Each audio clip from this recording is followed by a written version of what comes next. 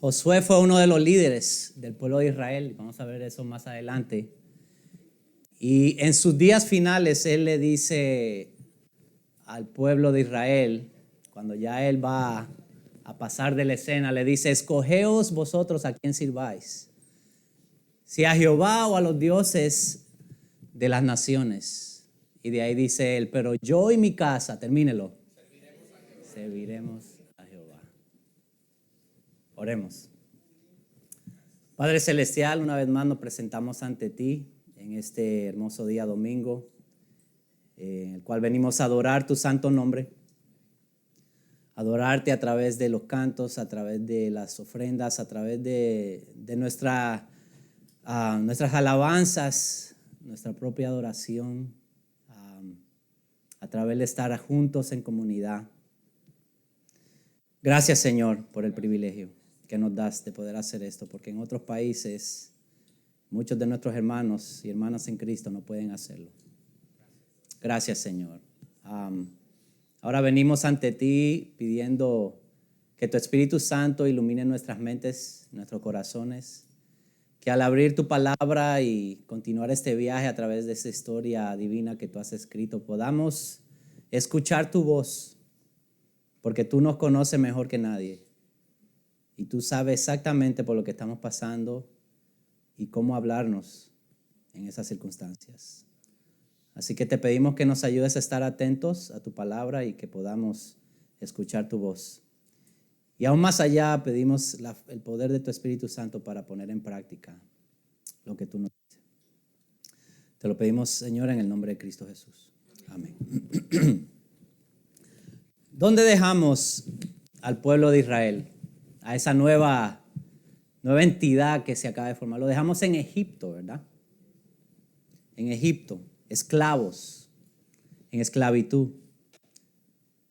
Yo quiero que usted diga una frase conmigo, repita después de mí: Dios es fiel a pesar de nuestra infidelidad.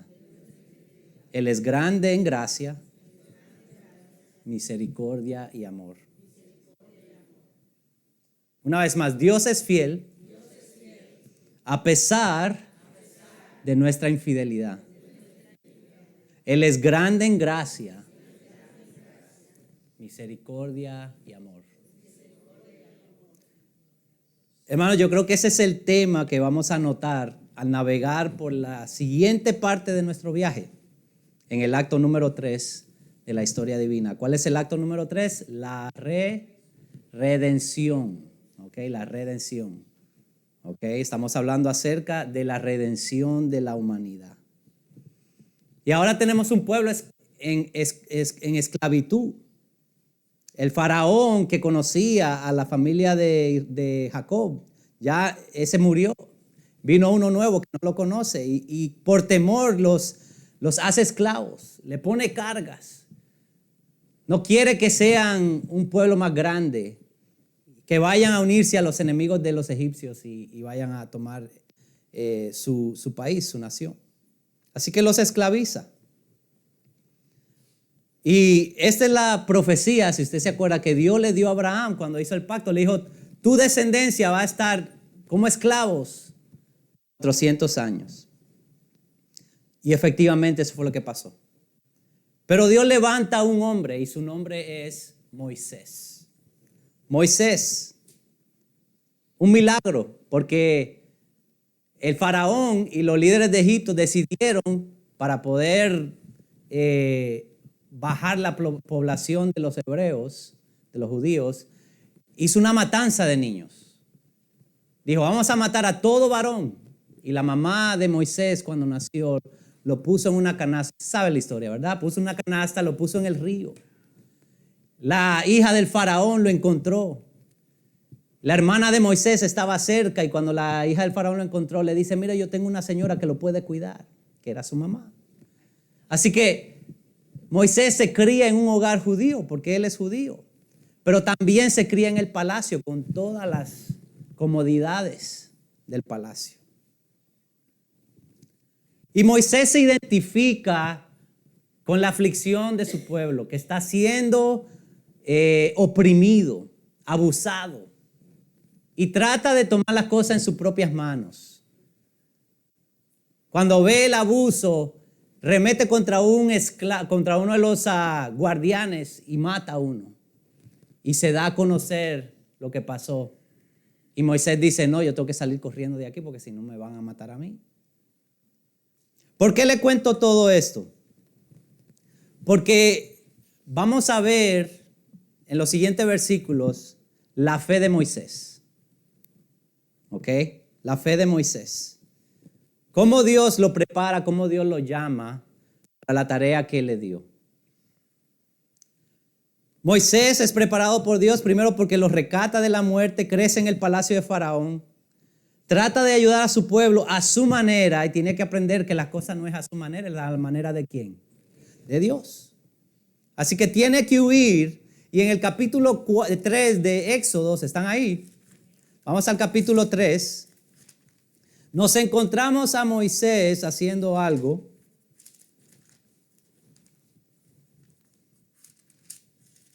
Éxodo capítulo 3, versículo 1. Dice, apacentando Moisés las ovejas de Jetro, ¿su qué? Sacerdote de Madián, llevó las ovejas a través del desierto y llegó hasta Horeb, monte de Dios. Encontramos a Moisés apacentando ovejas. Resulta que en su huida él llegó a este lugar y se casó con esta joven que él conoció y su padre se llama Jetro. Y Moisés llegó a trabajar como un pastor de ovejas. Y a mí me interesa mucho eso porque escuchando al doctor J. Vernon McGee dice que a lo mejor esta era la manera de Dios preparar a Moisés para la tarea que tenía adelante. Porque Moisés iba a cuidar a un pueblo entero que se comportaban como ovejas, porque eran tercos y no querían hacer caso. Y dice el doctor J. Magui que a lo mejor Dios permitió eso porque estaba preparando a Moisés para esa asignación. Así que vemos a Moisés cuidando ovejas, las ovejas de su suegro. Versículo 5. Entonces Dios se le aparece. Ustedes conocen la historia, una zarza que está ardiendo y no se consume. Y Moisés se acerca y en el versículo dice que Dios le habla a Moisés y le dice, no te acerques, quita tu calzado de tus pies, porque el lugar en que tú estás, tierra santa es. Así que Dios se le revela a Moisés antes de llamarlo.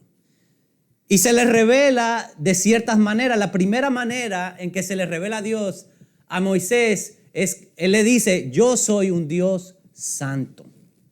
Soy un Dios santo. ¿Usted entiende qué quiere decir que Dios es santo?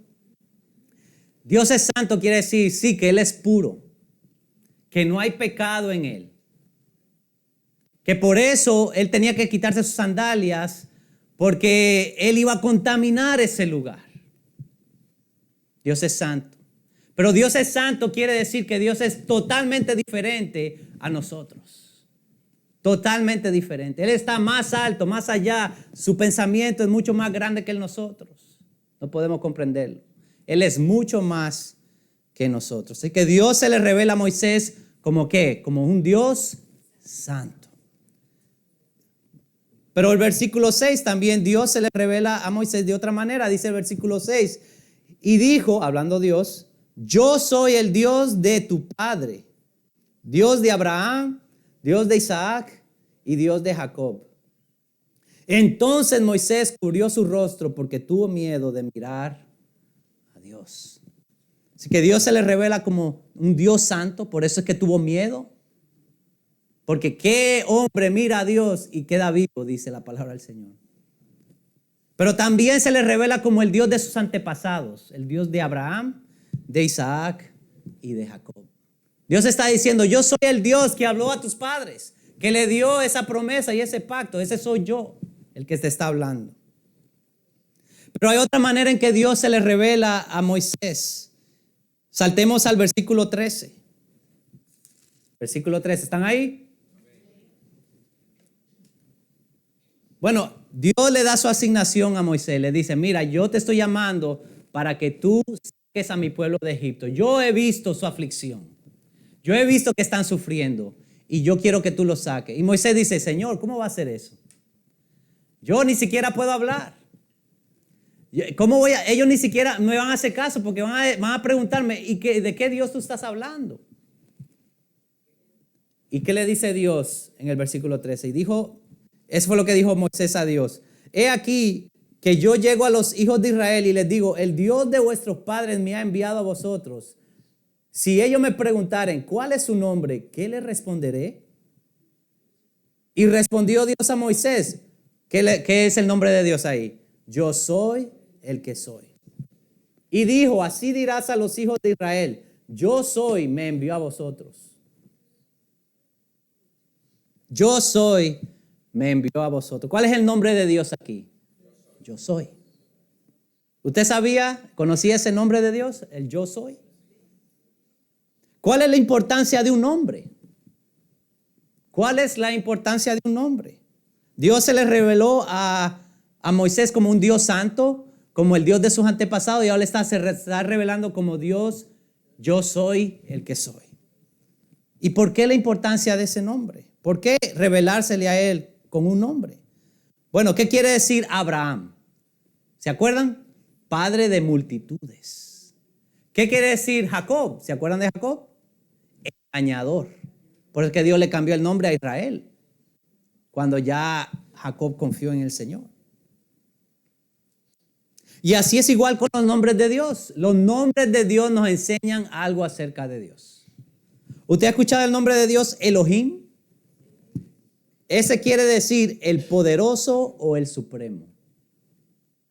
Dios es el poderoso y el supremo. Nadie le puede hacer frente a Dios. Nadie. ¿Ha escuchado el nombre Adonai? Adonai. Oh, Adonai. ¿Sabe esa canción? ¿Qué quiere decir eso? Bueno, quiere decir que Dios es el Señor. Él es el amo. Él es el dueño de todo. Eso quiere decir Adonai. Ahora, ¿qué quiere decir yo soy el que soy? Este es un nombre personal de Dios. Los judíos no se atrevían a mencionarlo porque era tan sagrado. Es el nombre Yahweh. Se escribe con las letras YHWY. Yahweh. De ahí es que viene el nombre Jehová. Cuando usted escucha Jehová, esa es una manera de escribir Yahweh sin decir Yahweh. Porque los judíos tenían respeto del nombre de Dios. ¿Qué quiere decir Yahweh? ¿Qué quiere decir yo soy el que soy? Que Dios es el Dios autosuficiente. Él no necesita nada ni a nadie. Él existe por sí mismo. No como tú y yo, que somos humanos y necesitamos el aire que Dios nos ha dado, esta tierra que Dios nos ha dado, la vida que Dios nos da. No, Dios existe y ha existido y existirá por sí mismo. Por sí mismo. Pero es un nombre personal también, porque si usted va al versículo 15, vamos al versículo 15. Este es el Dios que usa, el nombre que Dios usa para hacer su pacto con el pueblo de Israel. ¿Están ahí en el versículo 15? 3:15 dice, además dijo Dios a Moisés, así dirás a los hijos de Israel, Jehová, el Dios de vuestros padres, el Dios de Abraham, Dios de Isaac y Dios de Jacob, me ha enviado a vosotros. Este es mi nombre para siempre, con él me recordará por todos los siglos.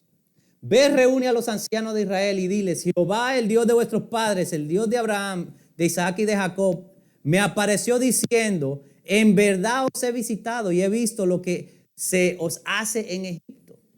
Y he dicho, yo os sacaré de la aflicción de Egipto a la tierra del Cananeo, del Eteo, del Amorreo, del Fereceo, del Heveo y del Jebuseo, a una tierra que fluye ¿qué? Leche y miel. Dios está confirmando el pacto que le hizo a Abraham, a Isaac y a Jacob con el pueblo de Israel. Le está diciendo a Moisés, dile a mi pueblo que yo voy a hacer el pacto, lo voy a cumplir. El pacto que le hice a Abraham lo voy a cumplir con ellos. Dios está haciendo un pacto con el pueblo de Israel. Por eso es que el nombre de Yahweh, o yo soy el que soy, es un nombre personal e íntimo. Cuando tú te vas a casar, tienes que usar tu nombre, firmar tu nombre, porque estás haciendo un pacto. Dios usa su nombre personal para hacer su pacto con el pueblo de Israel. ¿Estamos ahí? Bueno, entonces Moisés tiene que obedecer. Él pone sus peros. Dice, yo no sé hablar. Yo tengo miedo. Yo no puedo hacer la asignación. Yo no puedo ir a donde el faraón. Y Dios le dice, no, está bien, tranquilo. Yo te voy a ayudar. Te voy a poner a tu hermano que te ayude. Y con todas sus excusas, con todas sus debilidades, inseguridades, obedece a Dios. Y a mí eso me da confort en el corazón. ¿Saben por qué? Porque yo me veo igual.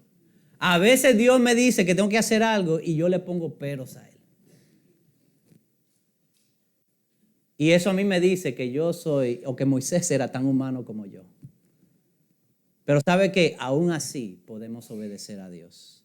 ¿Se acuerdan cuál era una de las evidencias de la verdadera fe?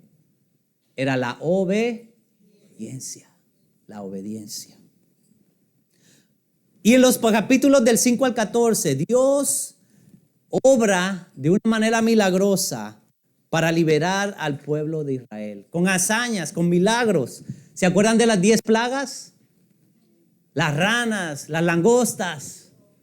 Todas esas cosas Dios las usa para liberar al pueblo.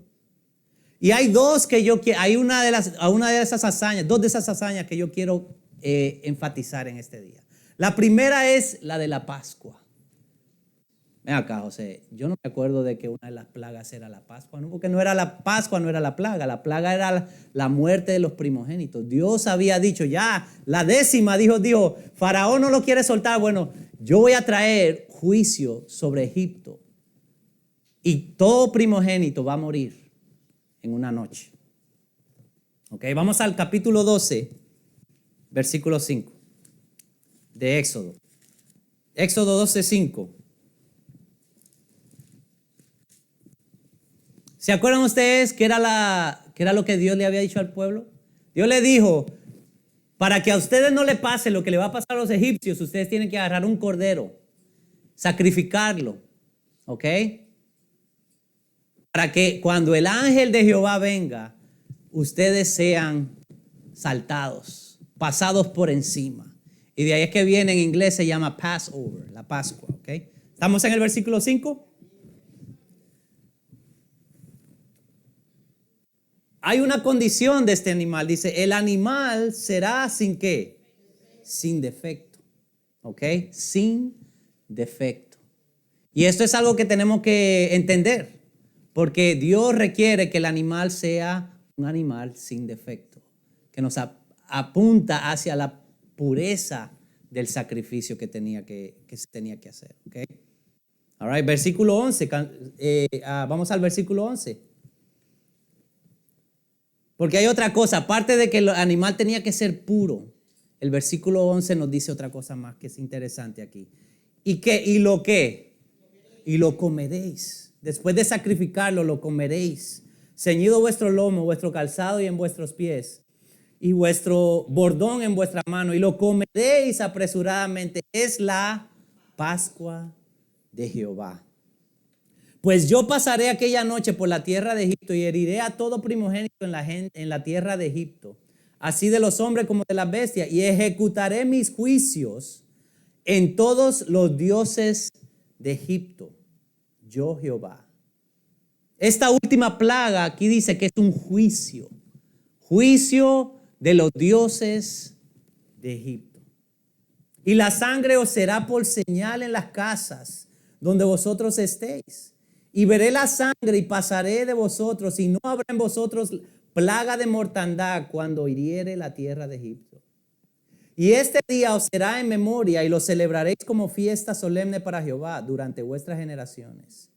Y por estatuto perpetuo lo celebraréis. Aquí vemos algunas cosas bien importantes que se están estableciendo desde ya. La primera es, ya dijimos, el sacrificio tiene que ser puro, sin defecto. La segunda es esta, que para poder tener el rescate que Dios está proveyendo, había que comer del animal. En otras palabras, había que participar del animal, del sacrificio. Había que apropiarse del sacrificio. Le hago énfasis a otro porque esto nos está apuntando hacia el futuro. ¿Ok? La otra cosa que es bien importante que entendamos aquí es que ¿qué es lo que había que hacer con la sangre? Había que ponerle en los porteles, en el marco de la puerta. El marco de una puerta tiene 2 verticales y 1 horizontal. ¿Ok? Habría que pintar esos. La sangre, énfasis en la sangre como una señal para que le pasara el juicio por encima. ¿Ok?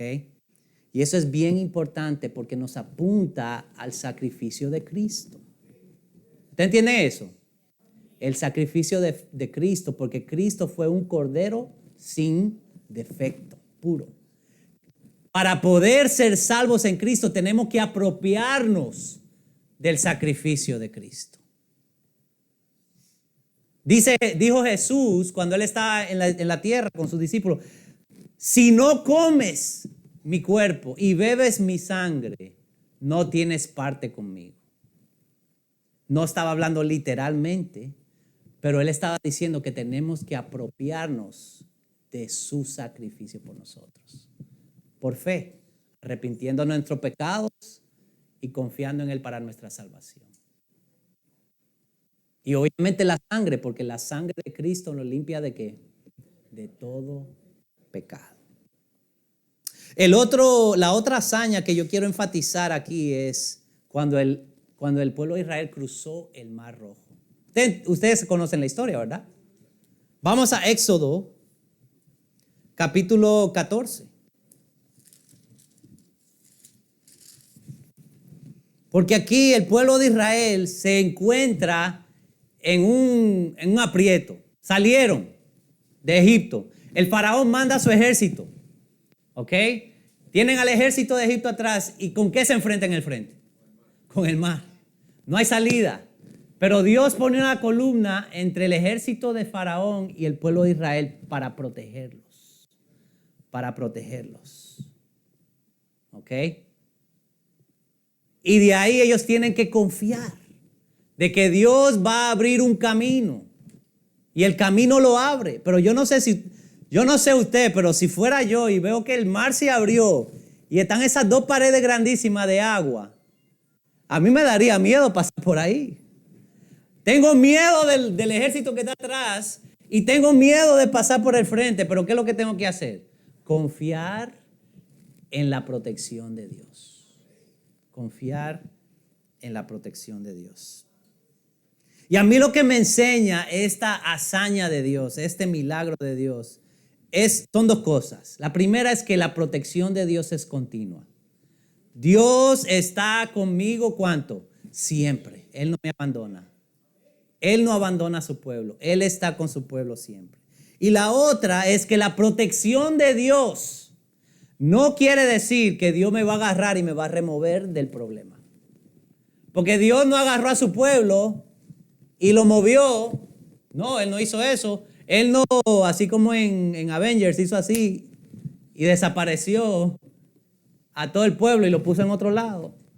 No, el pueblo tuvo que pasar por la tribulación, pasar por el tiempo difícil, ser perseguido, tener miedo, pasar con miedo, confiando en la protección de Dios. Cuando Dios nos protege, eso no quiere decir que Él nos va a remover a nosotros de la dificultad, pero sí Él nos va a cuidar a través de la dificultad. ¿Usted entiende eso? Y entonces, ¿cuál es la respuesta del pueblo? ¿Cuál es la respuesta del pueblo? Probablemente estamos pensando, wow, maravillados. Esta gente va a ser fiel de aquí en adelante. ¿Estamos en Éxodo 14? Versículo 30. Porque la respuesta es, ¿cuál es la respuesta del pueblo? La respuesta es, fue buena y también fue mala. Versículo 30 dice, así salvó Jehová aquel día a Israel de mano de los egipcios. E Israel vio a los egipcios muertos a la orilla del mar, porque usted sabe que los egipcios siguieron, entraron al mar y las aguas vinieron sobre ellos. Y vio Israel aquel grande hecho que Jehová ejecutó contra los egipcios. ¿Y qué hizo el pueblo? Temió a Jehová y creyeron a Jehová y a Moisés. Hubo temor y hubo fe. Y cuando nosotros vemos a Dios obrar en nuestras vidas, la misma respuesta debe ser. Temer, o sea, nosotros le damos la gloria a Dios. Reconocemos lo grande que es. Y tener fe, confiamos aún más en Él. Pero también el pueblo alabó. Él alabó a Dios. Capítulo 15, versículo 2. Ustedes se conocen este. ¿Qué dice ahí en el versículo 2? Jehová es mi fortaleza y mi cántico, y ha sido mi salvación. Este es mi Dios. Alabaré, ¿verdad? Dios de mi Padre. No sé si lo cantaron así, pero el pueblo alabó. Cuando tú ves a Dios obrar a tu favor, hacer maravillas en tu vida, ¿cuál debería de ser tu respuesta? Alabarle, alabarle. Mi respuesta y tu respuesta, cuando Dios hace maravillas en nuestra vida, tiene que ser alabarle a Él. Pero el pueblo, como es un pueblo humano como nosotros, se quejó. Se quejó. Y en el 15, al final, vemos su queja. En el 16, los vemos quejándose. Señor, tenemos sed, no hay agua. Y estamos en un desierto. Señor, no hay comida. En Egipto estábamos mucho mejor. Teníamos carne. Teníamos vegetales. Teníamos todo lo que queríamos comer. Y el pueblo se queja. Imagínense, estaban esclavos, estaban siendo oprimidos en Egipto. Y lo que les importa ¿qué? Es llenarse el estómago. Dios los acaba de liberar con milagros que si cualquiera de nosotros estamos ahí, nos quedamos asombrados, ¿verdad? Y lo que están pensando es ¿qué? En satisfacer su cuerpo. Pero ¿sabe qué? A veces somos nosotros de la misma manera. Y yo quiero que vayamos a una de esas quejas, capítulo 17, versículos 2 y 4. Porque este pueblo le sacó el jugo a Moisés. Le hicieron la vida difícil. Dice el versículo 2 del capítulo 17, y altercó pues esto es porque tienen sed, están quejándose porque están en el desierto y tienen sed. No hay agua. Y altercó el pueblo con Moisés y dijeron, danos agua para beber, que bebamos. Y Moisés le dijo, ¿por qué altercáis conmigo? ¿Y por qué tentáis a Jehová? En otras palabras, ¿por qué hacen esto otra vez ustedes? Ya saben que Dios provee, ¿por qué se ponen así? Así que el pueblo tuvo allí sed y murmuró contra Moisés y dijo, ¿por qué nos hiciste subir de Egipto para matarnos de sed a nosotros y a nuestros hijos y a nuestros ganados? Entonces clamó Moisés a Jehová diciendo, ¿qué haré con este pueblo?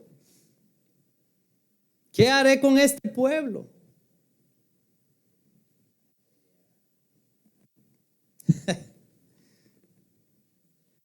Y entonces Jehová en el versículo 5 le dice, el versículo 4 dice, ¿qué haré con este pueblo? De aquí a un poco, ¿qué dice?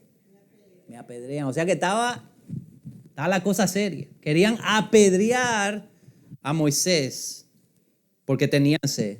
Oiga eso, porque tienen sed, quieren apedrear a Moisés. Y aquí es donde Dios le dice a Moisés, aquella peña, porque están en Horeb, mira la peña, golpéala para que salga agua. Y ahí es donde viene el canto que cantamos hoy. Cristo es la peña de Horeb que está brotando, agua de vida saludable para... Esta peña apunta ¿a quién? A Jesús. Y yo no sé si usted conoce la historia, pero Moisés y Aarón no entraron en la tierra prometida. ¿Por qué? Porque hubo otro altercado. Porque el pueblo se quejó otra vez. Y aquí, como dice, no sé si esto es dominicano, se quilló Moisés. Ya no pudo más. Dios le dijo, ok, le vamos a dar agua, pero háblale a la piedra. ¿Y qué hizo Moisés? La golpeó. Y Dios dijo, no, hiciste mal, no vas a entrar. Y el doctor J. Vernon McGee dice que la razón por la que Dios castigó a Moisés es porque la peña apunta ¿a quién? A Jesús. Y Jesús iba a ser golpeado, ¿cuántas veces? Una vez en la cruz. Una vez en la cruz. Bueno, así que, ¿qué usted cree que Dios va a hacer con un pueblo así? Cualquiera de nosotros nos damos por vencidos y decimos, mira, borrón y cuenta nueva. Vamos a echarlo para el lado. Pero Dios, que es rico en misericordia, que es grande en amor y en gracia, le da chance una y otra vez. Y en el capítulo 19, versículos 3 y 6, Dios establece su pacto con este pueblo. Lo lleva a Sinaí y le dice en el versículo 3, hablando con Moisés, y Moisés subió a Dios y Jehová lo llamó desde el monte diciendo, así le dirás a la casa de Jacob y anunciarás a los hijos de Israel, vosotros visteis lo que hice a los egipcios y cómo os tomé sobre alas de águila y os he traído a mí. Ahora pues, si diereis oído a mi voz y guardareis mi pacto, vosotros seréis mi especial tesoro sobre todos los pueblos, porque mía es toda la tierra. Y vosotros me seréis un reino de sacerdotes y gente santa. Estas son las palabras que le dirás a los hijos de Israel. Dios le dice al pueblo de Israel, guarden mi palabra, guarden mi pacto y ustedes van a ser mi pueblo y yo voy a cumplir las promesas que les hice a ustedes. Así que Dios establece a la nación de Israel en Sinaí, le establece su pacto con ellos. Y los capítulos de 20 al 40 de Éxodo, Dios le da las leyes para esta nación. Le da leyes morales como los 10 mandamientos. Ustedes saben los 10 mandamientos. No matarás. No dirás falso testimonio. Honra a tu padre y a tu madre. No lo estoy haciendo en orden. Pero ustedes lo conocen, ¿verdad? No tendrás dioses ajenos delante de mí. Dios le da leyes civiles también a la nueva nación. Leyes civiles como el manejo de la propiedad. Como cómo tratar con un crimen cometido. Dios lo pone ahí también. Le da leyes para la adoración. Dios establece a la tribu de Leví como los que dirigen la adoración del pueblo. Dios le da leyes sobre los alimentos. Les dice qué alimentos pueden comer y qué no pueden comer. ¿Qué es un alimento inmundo y qué es un alimento limpio? Dios le da leyes acerca de las ceremonias y la purificación. ¿Qué quiere decir eso? Bueno, por ejemplo, cuando alguien tenía lepra y se sanaba, había cierto rito que tenían que hacer. ¿Para qué? Para ser declarado puro o limpio. O, otro ejemplo, cuando una mujer daba a luz, tenía que pasar por ciertos procesos para también ser declarada pura o limpia. Y usted dice, wow, pero ¿y por qué tanto detalle? ¿Por qué Dios se importa tanto por eso? Levítico 18, vaya ya rapidito. Levítico 18. Porque este es un principio bien importante que Dios le da al pueblo de Israel y que nos da a nosotros que somos su pueblo hoy. ¿Están ahí? Levítico 18, versículo 3. Moisés le está dando instrucciones a los hijos de Israel acerca de lo que no tienen que hacer cuando entren a la tierra prometida. Y dice, no haréis como hacen en la tierra de Egipto, en la cual moraste. No haréis como hacen en la tierra de Canaán, a la cual yo os conduzco, ni andaréis en sus estatutos. ¿Cuál es el principio? No puedes imitar a esas gentes de Egipto o de Canaán. No los puedes imitar. Ok, pero ¿por qué? ¿Por qué no imitarlos? Versículo 24, en el mismo capítulo. Versículo 24. ¿Están ahí? En ninguna de estas cosas que ha listado que esos pueblos hacen, que son maldad, que son pecado, en ninguna de estas cosas os amancillaréis, pues en todas estas cosas se han ¿qué? Corrompido las naciones que yo he hecho de delante de vosotros. Algo que tenemos que entender aquí es que Dios trae al pueblo de Israel a Canaán, sí, porque Él se lo prometió a Abraham, pero también porque Él está trayendo juicio contra esas naciones. ¿Por qué? Porque se habían ¿qué? Corrompido. Y Dios tiene el derecho de traer juicio cuando una nación se corrompe. Y ya lo hemos visto anteriormente, ¿verdad? Dios había traído juicio ya por la corrupción del ser humano. Así que le da leyes, porque el pueblo de Israel tiene que ser diferente. Y tú y yo, como hijos de Dios, nuevas criaturas en Cristo, tenemos que ser diferentes. Diferentes en un mundo que está corrupto. ¿Usted entiende eso? Cristo nos llama a que seamos diferentes en este mundo. Que no practiquemos las cosas que son malas ante Dios. De esa manera es que tenemos que ser diferentes. Cuando el mundo dice sí al pecado, nosotros decimos que no, con nuestra manera de vivir. ¿Usted entiende eso? Bien importante. Dios nos está llamando a vivir de esa manera. Así que Dios le da leyes sobre los sacrificios de animales también. Leyes sobre los sacrificios de animales. Lo que se le llama holocaustos. Y el libro de Levíticos es acerca de sacrificios, totalmente. ¿Y por qué es esto importante? Porque nos habla acerca de un principio bien primordial en la Biblia. El perdón de pecados. Diga, perdón de pecados. Ese es el problema del ser humano. Estamos muertos en nuestros delitos y pecados.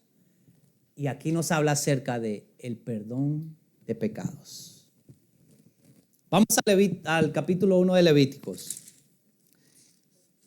Y yo quiero hacer un poquito de énfasis en esto porque hay 4 principios bien importantes acerca de los sacrificios que nos hablan acerca del perdón de pecado, que están estableciendo algo ahora que aplica más adelante. ¿Ok? ¿Estamos ahí? Capítulo 1, versículo 3.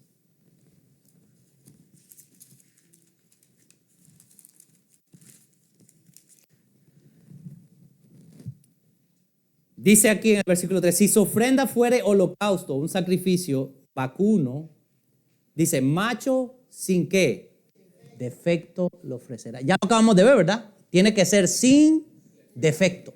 O sea que tiene que ser puro. El primer principio que establece Dios en el asunto de sacrificios y el perdón de pecado es que el sacrificio tiene que ser ¿qué? Puro, sin defecto. Sin defecto. El segundo principio lo vemos en el versículo 9, al final del versículo 9 de este mismo capítulo. ¿Están ahí? Dice, holocausto es, o sea, sacrificio es ofrenda encendida de olor grato a Jehová. El segundo principio acerca del sacrificio que traemos a Dios es que tiene que ser de olor grato a Jehová. En otras palabras, traer un sacrificio es para agradar ¿a quién? A Dios. Para agradar a Dios. Y yo estoy sacando algunos versículos aquí, pero esto se repite completamente a través de todo Levíticos. El sacrificio tiene que ser sin defecto y es para agradar a Dios. Pero también el sacrificio tiene que ser traído en fe. Tiene que ser traído en fe. ¿Dónde vemos eso? Vamos al capítulo 4, versículo 27.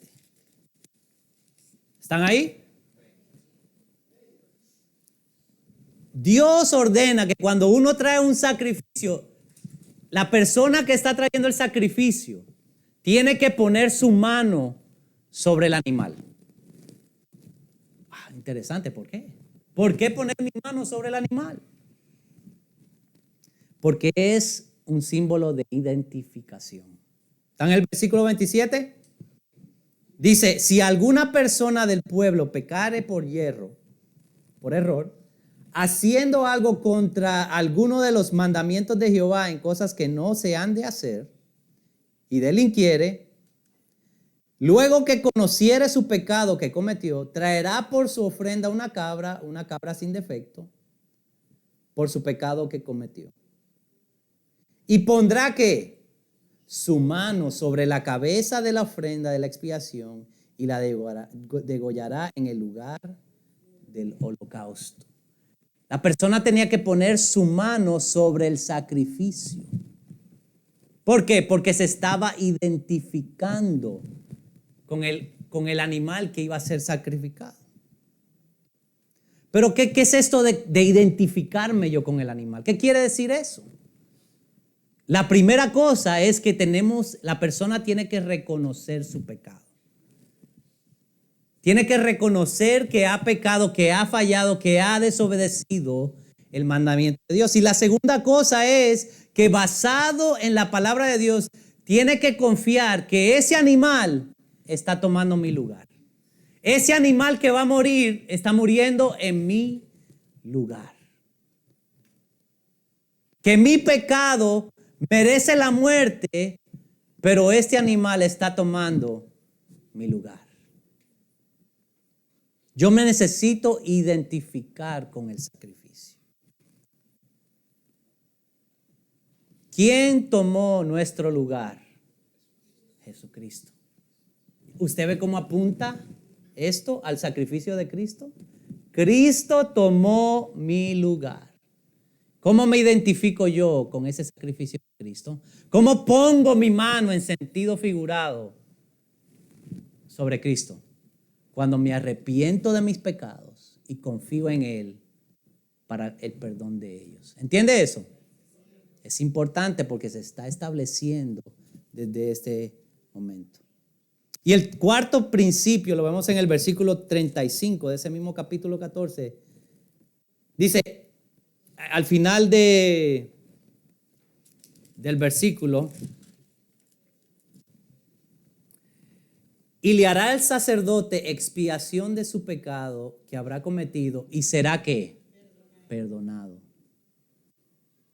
Ven acá, José, pero yo pensé que los sacrificios del Viejo Testamento no perdonaban. Bueno, ahí dice que sí perdonan.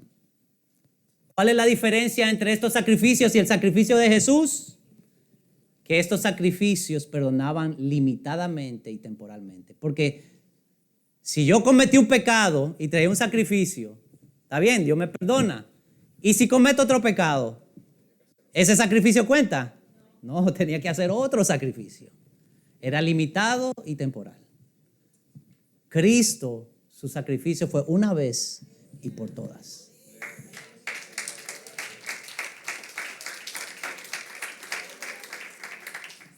Pero aquí yo quiero que veamos algo importante aquí, ¿verdad? En este momento, en esta parte de la historia, que quiero que veamos esto, que veamos la necesidad que había de traer un sacrificio sin defecto, en fe, para poder recibir perdón de pecados.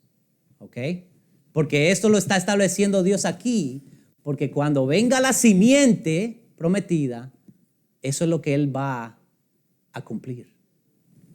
Sacrificio al cual hay que creer en fe para poder recibir, ¿qué? Perdón de pecados. Perdón de pecados. Bueno, ya la nación teocrática fue hecha. Están listos, tienen sus leyes. Dios es el rey. Es una nación teocrática, por eso Dios es el rey. Hicieron un censo, la nación tiene 603,550 personas, más la tribu de Leví que no fue contada en el censo. Dios le da leyes para gobernarse y para vivir y de adorar a Dios en comunidad. Ya están listos para entrar. ¿Qué pasa? Que el pueblo muestra falta de fe. Falta de fe. Vamos a números ahora. Estamos saltando aquí, estamos metiéndole en cuarta hora. Vamos en cuarta hora. Números 14. Porque el pueblo de Israel está listo. Dios le dice, manden espías para chequear la tierra prometida. Mandan 12 espías. Usted sabe la historia, ¿verdad? Los 12 llegan, ven la tierra prometida, que los frutos son grandísimos. Que sí, es tierra donde fluye leche y miel. Pero ¿qué más? Ven gigantes. Ven un muro grandísimo. Y 10 de ellos dan un mal reporte de los espías. Dicen, no, esta tierra nos traga a nosotros. Estos gigantes nos van a acabar a nosotros. Y desaniman a toda la congregación. Y en el versículo 1 del 14 dice, entonces la congregación gritó y dio voces, y el pueblo lloró aquella noche. Y se quejaron contra Moisés y contra Aarón todos los hijos de Israel. Y les dijo toda la multitud, ojalá muriéramos oye eso. Ojalá muriéramos en la tierra de Egipto y en este desierto ojalá muriéramos. ¿Y por qué nos trae Jehová a esta tierra para caer a espada y para que nuestras mujeres y nuestros hijos sean puestos por presa? ¿No nos sería mejor volvernos a Egipto? ¿A quién le están echando la culpa a ellos ahora? Ellos están diciendo, Dios fue inconsiderado. Dios no le importa a nosotros. ¿Cómo es que Él se atreve a ponernos en esta situación? Se quejan otra vez. Una vez más se quejan. Y ¿saben qué? Dios a esta generación de adultos, los adultos que habían visto las proezas, que habían visto los milagros, por su falta de fe, Dios dice, ustedes no van a entrar a la tierra prometida.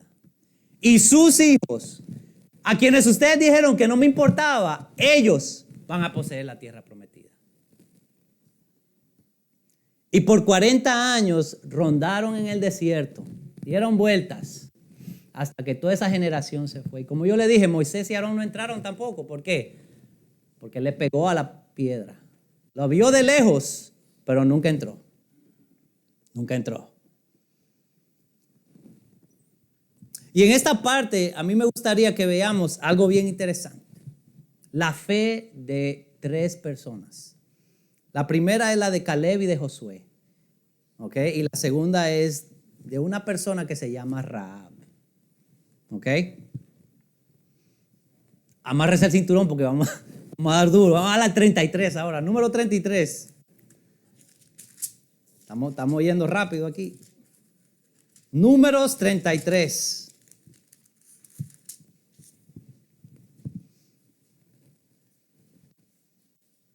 Perdón, no, me aceleré yo. Vamos a darle reversa. 14, número 14. Número 14, que me emocioné. Dije, ya vamos para allá. Estamos en el 14 y vamos al versículo 6. Porque la fe de Josué y de Caleb, aquí la vemos.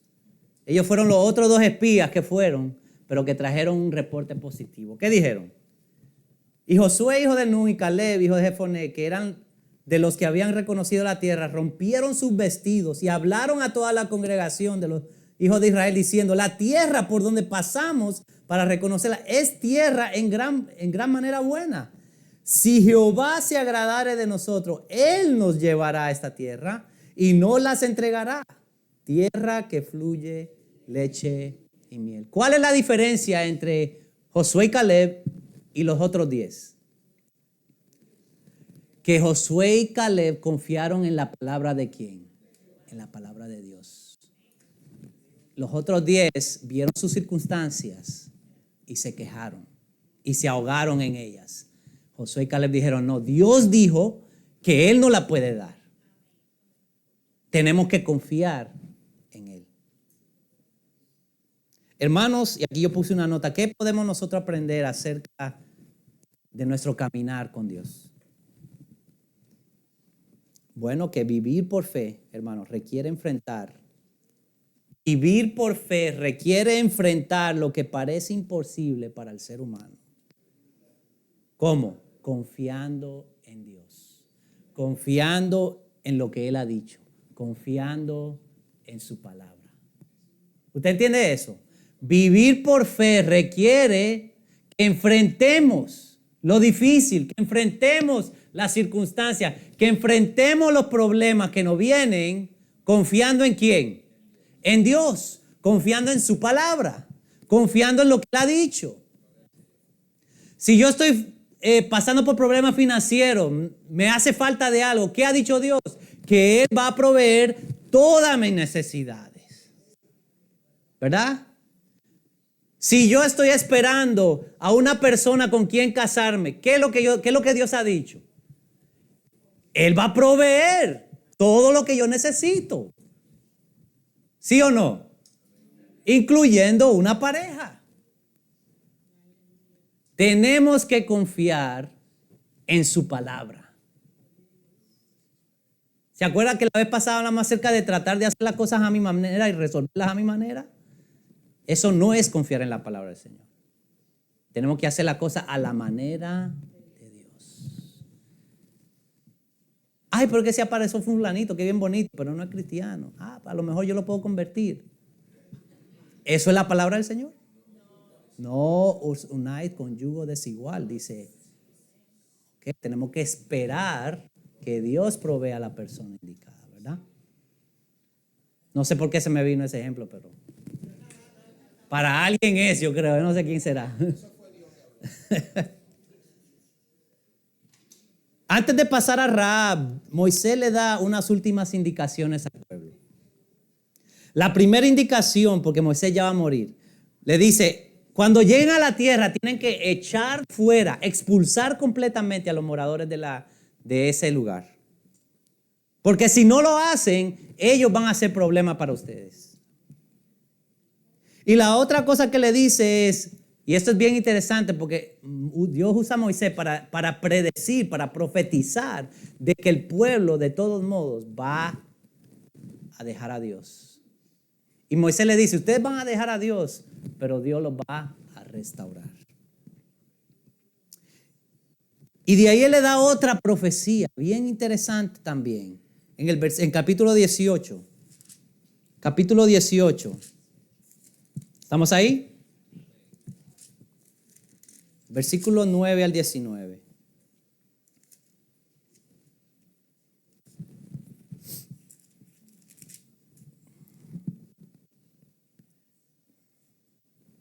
Yo estoy en, sí, porque es de Deuteronomio, no es de números. Mire, yo le dije que íbamos a salir corriendo de aquí. Deuteronomio 18, 9. Lo voy a esperar un poquito. ¿Ya llegaron? Cuando entres a la tierra que Jehová tu Dios te da, no aprendas a hacer según las abominaciones de aquella nación. Ya hablamos de esto, ¿verdad? No sea hallado en ti quien haga pasar a su hijo. Y le da un montón de instrucciones de cosas que no deben hacer. ¿Ok?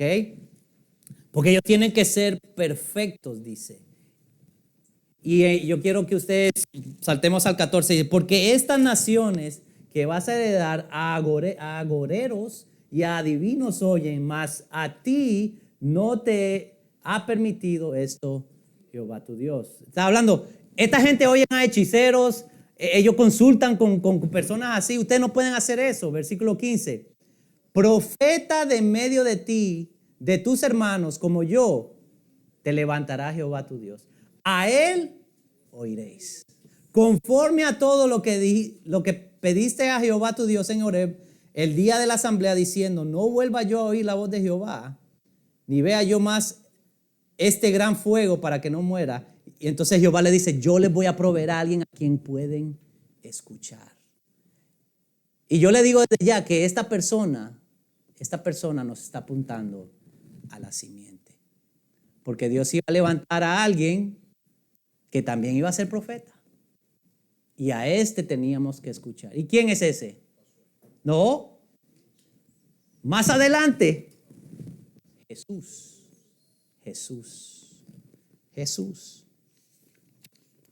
Entonces Moisés le dice al pueblo, bueno, ustedes tienen dos opciones. Obedecer a Dios o seguir a los pueblos. Si ustedes obedecen a Dios, Dios los va a bendecir. Si ustedes desobedecen y siguen a los pueblos, todas las maldiciones y todo el castigo que le vino sobre esos pueblos le va a venir a ustedes. Tienen dos opciones, la vida y la muerte. Y Moisés le dice al final de todo, antes de morir, escoge ¿qué? La vida. Escoge la vida. Escoge la vida. Y usted tal vez está pensando, bueno, a lo mejor ya de ahora en adelante pues ellos escogieron la vida porque Dios les dijo que si ellos escogen mal, le va a ir mal. Si escoge bien, le va a ir bien. Pero no fue así. No nos sorprende que no fue así. Porque después de que Josué murió, el pueblo de Israel entró en un ciclo vicioso, donde desobedecían, donde los enemigos venían a afligirlo, ellos clamaban a Dios y Dios mandaba a un juez que los liberara. Y ese es el libro de los jueces. Los hijos de Dios, el pueblo de Dios desobedecía, eran afligidos, Dios los salvaba. Y ese es el ciclo. Desobedecían, eran afligidos, Dios los salvaba a través de jueces. Pero la razón por la cual ellos entraron en este ciclo vicioso, ¿qué fue lo que los metió ahí? ¿Qué fue? El libro de Jueces nos dice en el capítulo 2, versículo 10, dice esto. Nos da la razón. Ya ustedes lo tienen ahí, ¿verdad? Me ganaron. 2:10. Dice, y toda aquella generación, o sea, lo que fueron después de Josué, y toda aquella generación también fue reunir a sus padres y se levantó después de ellos otra generación que no conocía a Jehová ni la obra que él había hecho para Israel. Si nos olvidamos de Jehová, ahí es donde la siguiente generación se empieza a perder. Nosotros tenemos la responsabilidad de enseñar a la siguiente generación quién es Dios y por qué es que nosotros lo adoramos.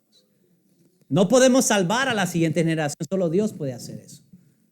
Pero nosotros tenemos la responsabilidad de enseñarles, recordarles, hacerles saber que Dios es verdadero y que Él salva. ¿Y cuál fue el reporte final de este periodo de los jueces? Dios no lo da. Ya estoy terminando, hermano, así que gracias por su paciencia. Capítulo 21, versículo 25 de Jueces. ¿Están ahí? En estos días, el día de los jueces, no había rey en Israel.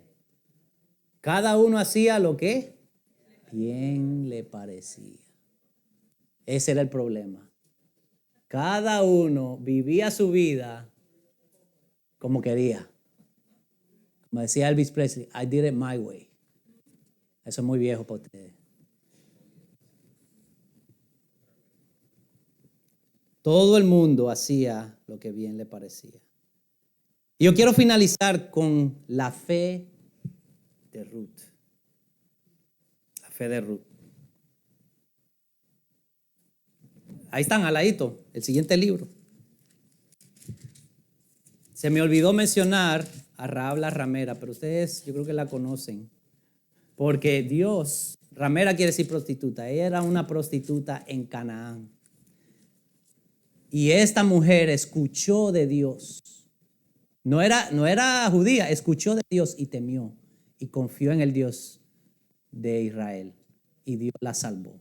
¿Por qué? Porque ella puso su fe en ¿quién? En Dios.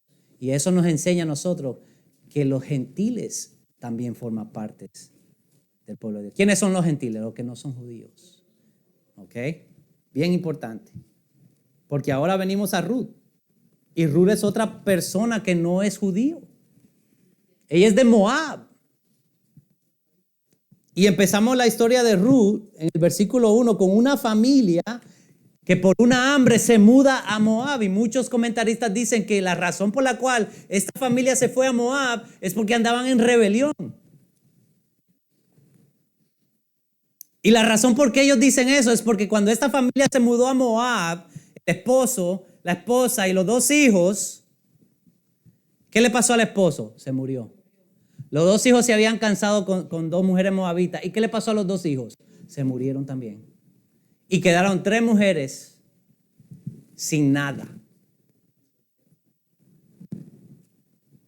Y escuchan que Dios visita a Israel, que la hambre se fue, que ya empieza a la cosecha y regresan. Y lo tremendo de la fe de Ruth es que se parece mucho a la fe de Abraham. Versículo 15 del capítulo 1. Noemí está tratando de convencer a Ruth que se quede. Quédate en Moab. Y Noemí dijo, he aquí tu cuñada se ha vuelto a su pueblo, a sus dioses, vuélvete tú tras ella. Y respondió Ruth, no me ruegues que te deje y me aparte de ti, porque donde quiera que tú fueres iré yo, y donde quiera que vives viviré. Tu pueblo será mi pueblo, ¿y qué? Y tu Dios será mi Dios. ¿A quién Dios le pidió que dejara su tierra y su parentela? A Abraham. Y eso fue lo que Ruth hizo. Ruth era una mujer de fe. Y otra vez eso nos dice que los gentiles también forman parte del pueblo de Dios. Y en su misericordia, Dios y su gracia, Dios provee. Capítulo 4, versículo 13. Provee varias cosas. Primero, Dios le provee marido a Ruth, versículo 13. Vos, pues, tomó a Ruth, y ella fue su mujer, y se llegó a ella, y Jehová le dio que concibiese, y dio a luz un hijo. Pero también proveyó honor y descendencia para Noemí, su suegra. Versículo 14. Y las mujeres decían a Noemí, loado sea Jehová, que hizo que no te faltase hoy pariente, cuyo nombre será levantado en Israel, el cual será restaurador de tu alma y sustentará tu vejez, pues tu nuera que te ama lo ha dado a luz, y ella es de más valor para ti que 7 hijos. Y tomando Noemí al hijo, lo puso en su regazo y fue su haya. Y le dieron su nombre las vecinas diciendo, le ha nacido un hijo a Noemí. Y lo llamaron ¿qué? Obed. Este es padre de Isaí, padre de ¿quién? De David. Así que Dios provee marido para Ruth. Dios provee honor y descendencia para Noemí. Y en Ruth, capítulo 4, ahí versículos 18 al 20, Dios provee el siguiente episodio de la búsqueda de la simiente. Una monarquía bajo Dios. Una monarquía bajo Dios. ¿Usted quiere ver el siguiente episodio? Eso, el próximo domingo. El próximo domingo. Rápidamente, esta monarquía bajo Dios se dio porque los líderes de Israel se corrompieron. El sacerdocio se corrompió, Dios lo juzga. Samuel es el último juez, pero sus hijos no siguen su ejemplo. Y el pueblo decide rechazar a Dios. Dice, nosotros no queremos jueces, queremos reyes como un rey como las naciones de alrededor. Así que Israel rechaza a Dios y prefiere un rey. Y el primer rey es Saúl, un buscador de burros que desobedece la palabra de Dios. Y el segundo rey, ¿usted lo conoce quién es? David, de la descendencia ¿de quién? De Ruth, por Obed. Y a David lo conocemos como un hombre conforme al corazón de Dios. Lo conocemos como un hombre de fe por sus grandes victorias contra Goliat y otras victorias también. Un hombre de honor que no mató a Saúl cuando pudo hacerlo. Un hombre también imperfecto. ¿Por qué? Porque violó y cometió asesinato. Pero era un hombre íntegro. ¿Por qué? Porque se arrepintió cuando fue confrontado con su pecado.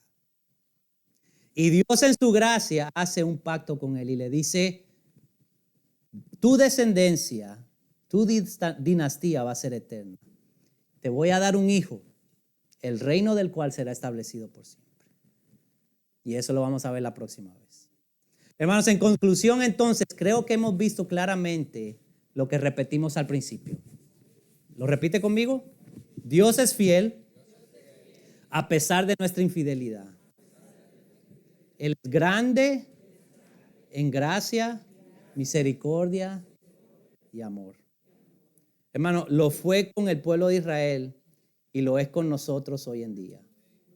Así como con el pueblo de Israel miles de años atrás, hermano, nosotros, su iglesia, su pueblo hoy, tenemos que escoger andar en fe, confiando en su palabra, confiando en sus promesas y confiando en su fidelidad.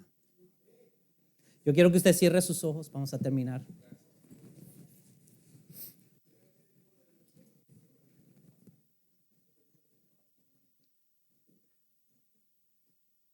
Tengo 3 pensamientos con el cual quiero que tú te vayas de aquí.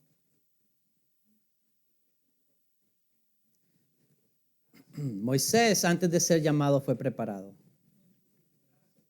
Dios lo moldeó, usó su aflicción para prepararlo. Y yo quiero que tú entiendas en este momento que Dios al que llama, prepara.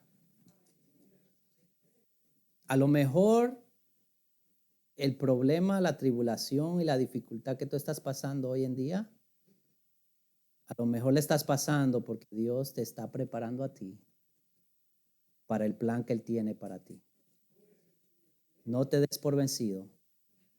Sigue confiando en Dios. Israel quiso regresar a Egipto cuando se la vio difícil. Y hermano, la tentación de regresar a nuestro pasado es bien real. Y tal vez queremos regresar a nuestro pasado porque es cómodo, o porque nos satisface, o porque creemos que es la manera más fácil. Y queremos regresar aun cuando sabemos que ese pasado no es bueno para nosotros. Y Dios te dice y me dice a mí, lo que tengo para ti es mucho mejor.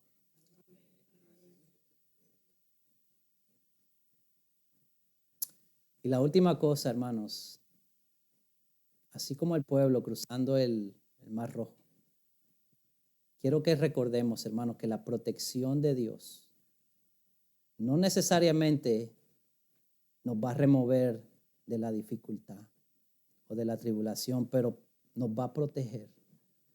Nos va a proteger a través de la tribulación, a través del problema, a través de la aflicción. Pero lo que tenemos que hacer es confiar en Dios. Confiar en su palabra. Dejarnos guiar de su promesa, de su palabra y recordar que Él es fiel. Padre, gracias por tu palabra. Gracias, Señor, porque tú nos recuerdas que tú eres fiel y que eres grande en gracia, en amor, en misericordia. Padre, gracias porque aunque nosotros somos infieles, tú permaneces fiel. Gracias, Señor. Padre, ahora que empezamos una semana nueva, donde vendrán aflicciones, donde vendrán pruebas, donde aquellas cosas con las que hemos estado luchando van a regresar. Ayúdanos, Señor, a recordar lo que hemos aprendido hoy. Que no tenemos que regresar al pasado. Que no tenemos que regresar a los malos hábitos. Que lo que tú tienes para nosotros es mucho mejor. Que tú nos vas a proteger aun cuando las cosas están difíciles. Tú vas a estar ahí ayudándonos, dándonos victoria. Y ayúdanos a ver, a tener esa visión de que tú nos estás preparando para cosas más grandes, para cumplir tu propósito en nuestras vidas. Te alabamos, Señor, y te damos gracias. Ayúdanos a reflejar a Cristo en esta semana. Te lo pedimos en el nombre de Jesús. Amén. Si se pueden poner en pie, hermanos.